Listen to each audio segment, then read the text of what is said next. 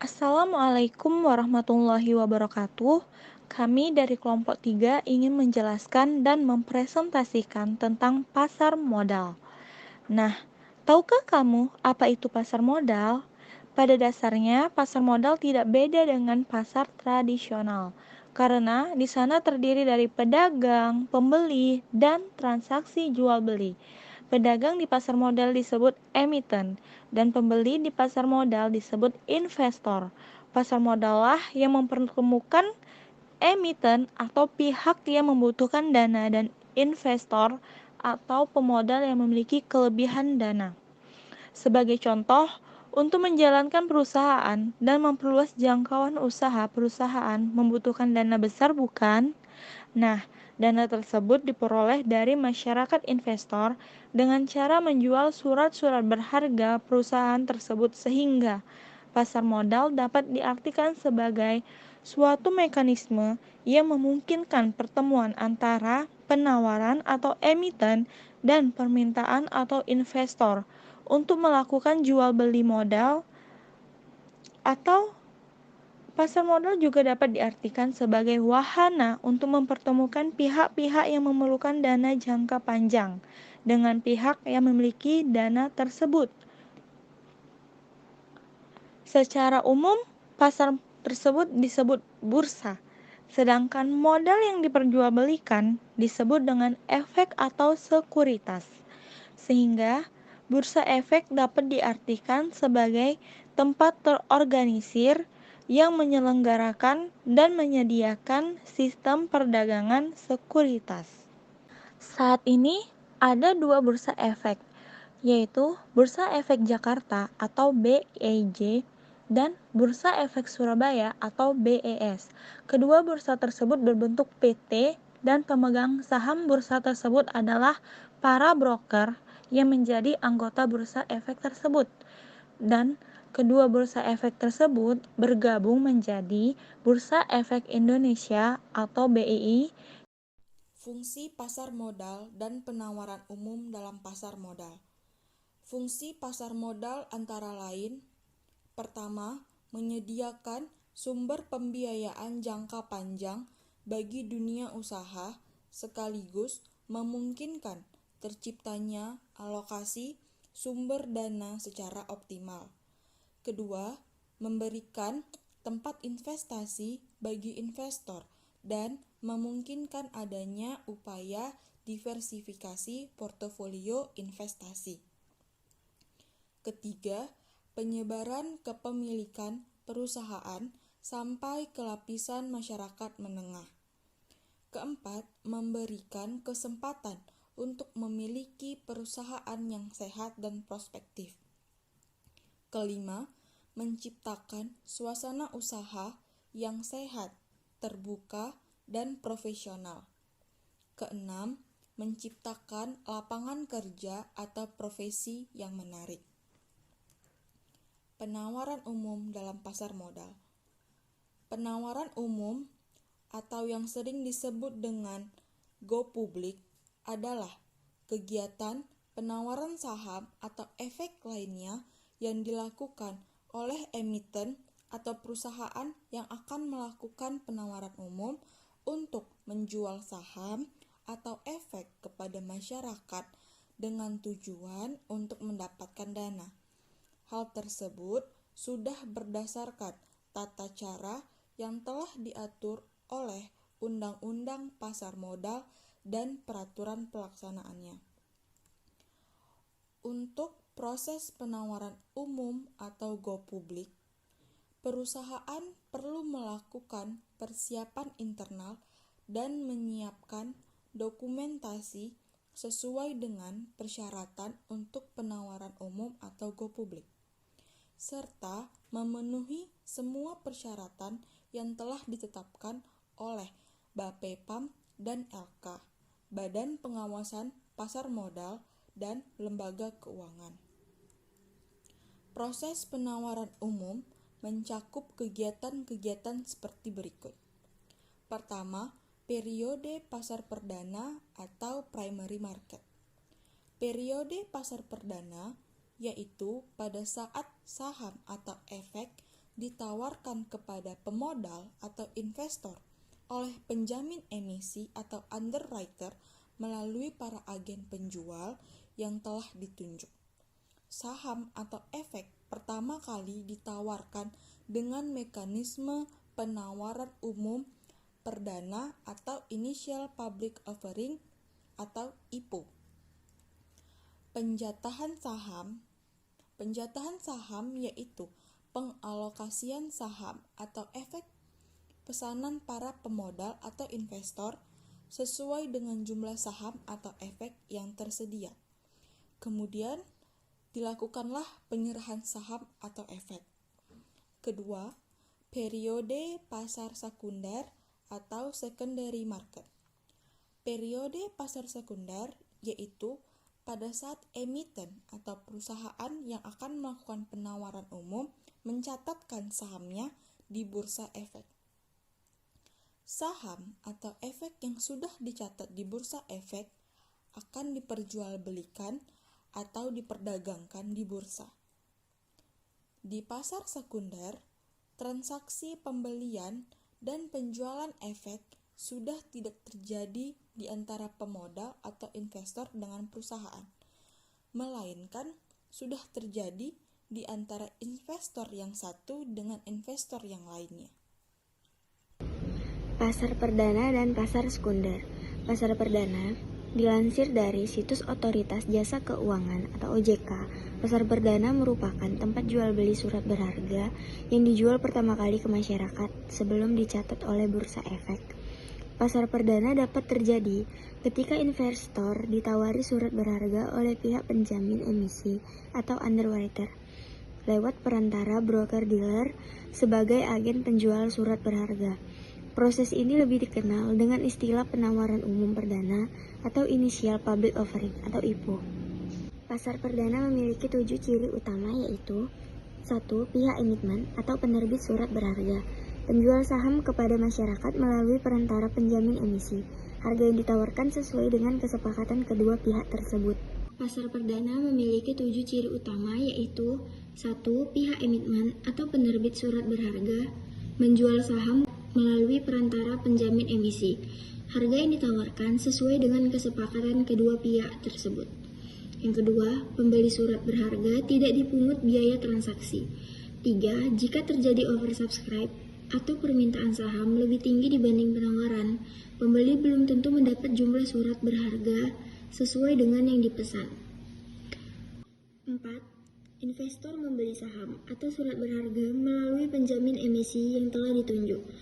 5. Jangka waktu pesanan terbatas. 6. Penawaran penjualan saham biasanya melibatkan akuntan publik, notaris, konsultan hukum, serta perusahaan penilai. 7. Pasar perdana sering juga disebut sebagai pasar primer atau pasar ke-1. Pasar sekunder. Pasar sekunder merupakan tempat jual beli surat berharga yang telah dicatat bursa efek. Jenis pasar ini hadir sebagai bentuk lanjutan dari pasar perdana. Dalam pasar sekunder, investor diperkenankan untuk membeli atau menjual saham yang telah tercatat di bursa setelah penawaran penjualan di pasar perdana dilaksanakan. Kegiatan transaksi yang terjadi bukanlah antara investor dengan perusahaan lagi, namun antara investor satu dengan yang lainnya.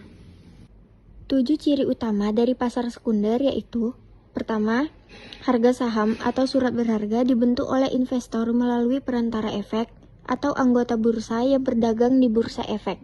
Kedua, ada biaya transaksi jual beli saham.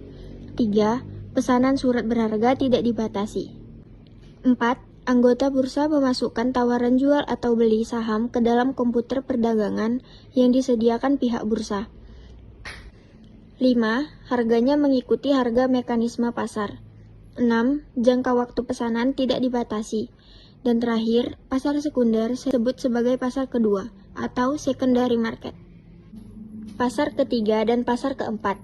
Pasar ketiga atau third market adalah tempat perdagangan saham atau sekuritas lain di luar bursa over the counter market. Bursa paralel merupakan suatu sistem perdagangan efek yang terorganisasi di luar bursa efek resmi. dalam bentuk pasar sekunder yang diatur dan dilaksanakan oleh Perserikatan Perdagangan Uang dan Efek dengan diawasi dan dibina oleh Badan Pengawas Pasar Modal. Jadi, dalam pasar ketiga ini tidak memiliki pusat lokasi perdagangan yang dinamakan floor trading lantai bursa. Operasi yang ada pada pasar ketiga merupakan pemusatan informasi yang disebut trading information.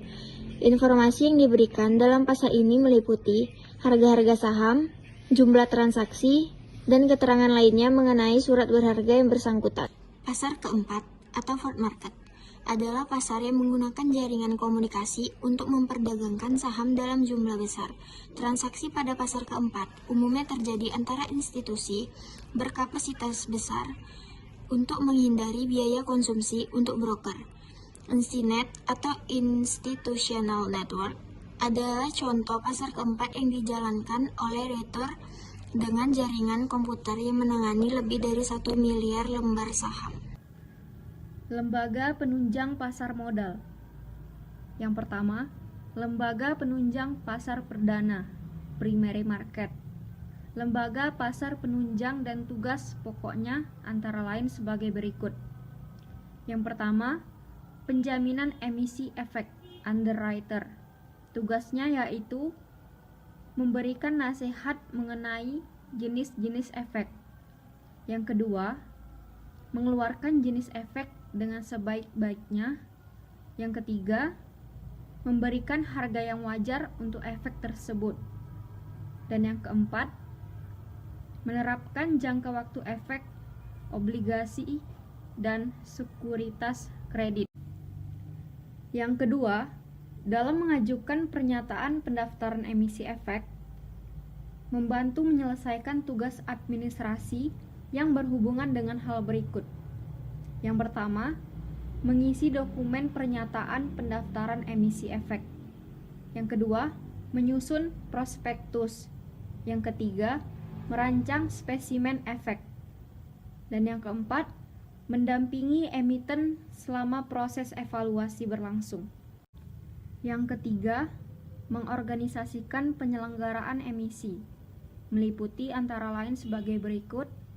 Yang pertama, pendistribusian efek, dan yang kedua, menyiapkan sarana penunjang. Yang keempat, akuntan publik. Tugasnya yaitu yang pertama, melakukan pemeriksaan atas laporan keuangan perusahaan dan memberikan pendapat. Yang kedua, memeriksa pembukuan apakah sudah sesuai dengan prinsip akuntansi Indonesia dan BAPEPAM. Dan yang ketiga, memberikan petunjuk pelaksanaan cara pembukuan yang baik dan benar. Yang kelima, konsultan hukum. Tugasnya yaitu meneliti aspek hukum emiten dan memberikan pendapat segi hukum, legal opinion, tentang keadaan dan keabsahan usaha emiten, antara lain sebagai berikut.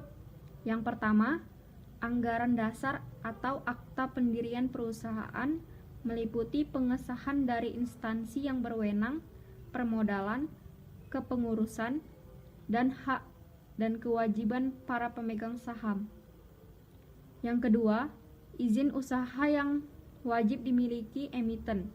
Yang ketiga, bukti kepemilikan atau pengesahan atas harta kekayaan emiten. Yang keempat, perikatan yang dilakukan emiten dengan pihak ketiga. Dan yang terakhir, gugatan atau tuntutan dalam perkara atau pidana yang menyangkut emiten atau pribadi pengurus. Yang keenam, notaris. Notaris tugasnya yaitu yang pertama, membuat berita acara rapat umum pemegang saham atau RUPS. Yang kedua, melaksanakan konsep akta perubahan anggaran dasar. Dan yang ketiga, menyiapkan naskah anggaran perjanjian dalam rangka emisi efek. Yang ketujuh, agen penjualan, selling agent. Agen penjualan umumnya perusahaan efek dengan tugasnya yaitu yang pertama, melayani investor yang akan memesan saham. Yang kedua, melaksanakan pembelian uang pesanan atau refund kepada investor. Dan yang ketiga, menyerahkan sertifikat efek kepada pemesan atau investor. Dan yang ke-8, perusahaan penilai. Perusahaan penilai diperlukan apabila perusahaan emiten akan melakukan penilaian kembali aktivanya untuk mengetahui berapa besarnya nilai wajar aktiva perusahaan sebagai dasar dalam melakukan emisi melalui pasar modal. Yang kedua, lembaga penunjang dalam emisi obligasi. Yang pertama yaitu wali amanat, trustee. Tugasnya yaitu menganalisis kemampuan dan kredibilitas emiten. Yang kedua, melakukan penelitian terhadap sebagian atau seluruh harta kekayaan emiten, dalam artian sebagai jaminan. Yang ketiga, memberikan nasihat yang diperhitungkan emiten. Yang keempat, melakukan pengawasan terhadap pelunasan pinjaman pokok beserta bunganya yang harus dilakukan oleh emiten tepat pada waktunya. Yang kelima, melaksanakan tugas selaku agen utama pembayaran. Yang keenam, mengikuti secara terus-menerus perkembangan perusahaan emiten. Yang ketujuh, membuat perjanjian perwali amanatan dengan pihak emiten. Dan yang ke-8, memanggil rapat umum pemegang obligasi atau RUPO apabila diperlukan. Yang kedua, penanggung atau guarantor. Penanggung bertanggung jawab atas dipenuhinya pembayaran pinjaman pokok obligasi beserta bunga dari emiten kepada para pemegang obligasi tepat pada waktunya, apabila emiten tidak memenuhi kewajibannya. Dan yang ketiga, agen pembayaran, paying agent. Agen pembayaran bertugas membayar bunga obligasi yang biasanya dilakukan setiap 2 kali setahun dan pelunasan pada saat obligasi telah jatuh tempo. Yang ketiga, lembaga penunjang pasar sekunder. Lembaga penunjang pasar sekunder merupakan lembaga yang menyediakan jasa-jasa dalam melaksanakan transaksi jual beli di bursa, yang terdiri atas sebagai berikut. Yang pertama, pemegang efek. Pemegang efek di samping melakukan jual beli efek untuk diri sendiri, juga berfungsi untuk menciptakan pasar bagi efek tertentu dan menjaga keseimbangan harga serta memelihara likuiditas efek dengan cara membeli dan menjual efek tertentu di pasar sekunder. Yang kedua, perantara pedagang efek atau broker. Perantara pedagang efek bertugas menerima order jual dan order investor untuk kemudian ditawarkan di bursa efek. Atas jasa tersebut, broker menggunakan fee kepada investor. Yang ketiga, perusahaan efek, security company. Perusahaan efek dapat menjalankan satu atau beberapa kegiatan manajemen investasi maupun penasehat investasi. Dan yang keempat, biro administrasi efek. Biro administrasi efek yaitu pihak yang berdasarkan kontrak dengan emiten secara teratur menyediakan jasa melaksanakan pembukuan, transfer, dan pencatatan pembayaran dividen, pembagian hak opsi, emisi sertifikat, atau laporan tahunan untuk emiten. BAPEPAM atau bisa juga disebut sebagai Badan Pengawas Pasar Modal merupakan badan pemerintah yang bertugas untuk melakukan pembinaan, pengaturan, dan pengawasan sehari-hari kegiatan pasar modal. BAPEPAM dibentuk dengan tujuan untuk mewujudkan terciptanya kegiatan pasar modal yang teratur, wajar, efisien, dan melindungi kepentingan permodalan di Indonesia.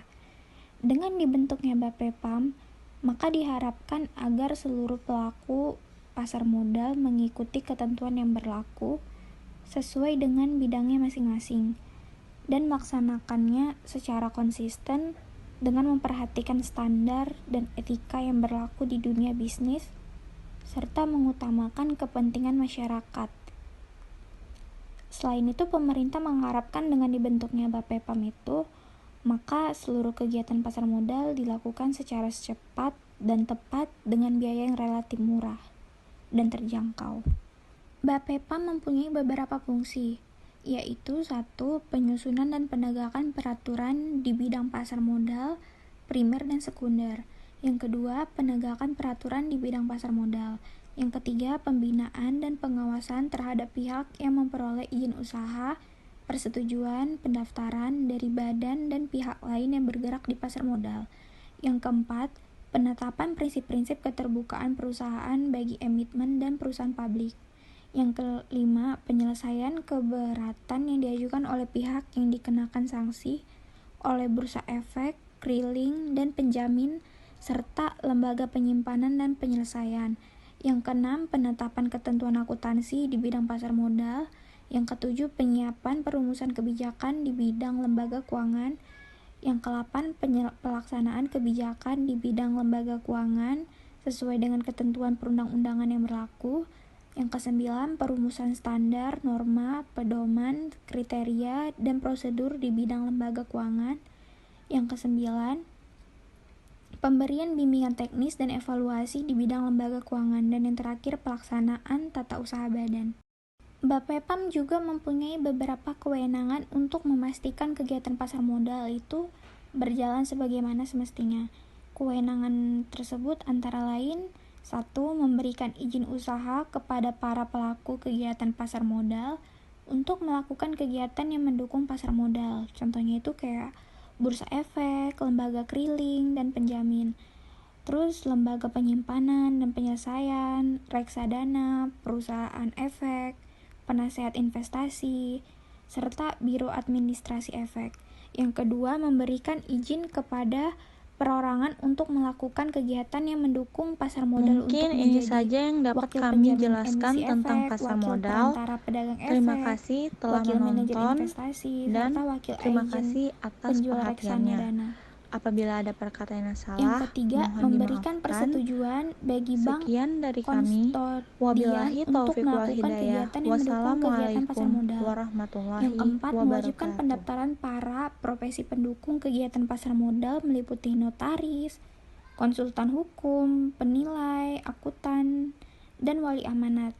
Yang kelima, menetapkan tata cara dan syarat pendaftaran untuk masuk ke pasar modal dan melakukan pemeriksaan dan penyelidikan yang dianggap perlu digunakan terciptanya kegiatan pasar modal yang efektif dan efisien. Jelaskan tentang profesi penunjang pasar modal, di mana 4 profesi penunjang pasar modal itu: yang pertama akuntan publik, konsultan hukum, notaris, dan penilai. Dan saya sedikit menjelaskan dari keempat profesi tersebut. Yang pertama akuntan publik, di mana akuntan publik profesi yang mendapatkan izin negara untuk bekerja di suatu perusahaan secara independen yang bertugas untuk menyelesaikan keuangan, laporan keuangan, atau yang berbau dengan keuangan. Di mana akuntan publik ini dalam pasar modal itu bekerja sebagai membuat laporan keuangan untuk emiten dan juga bertanggung jawab atas laporan yang dipublikasikan oleh emiten. Kemudian ada namanya konsultan hukum, di mana konsultan hukum itu memberikan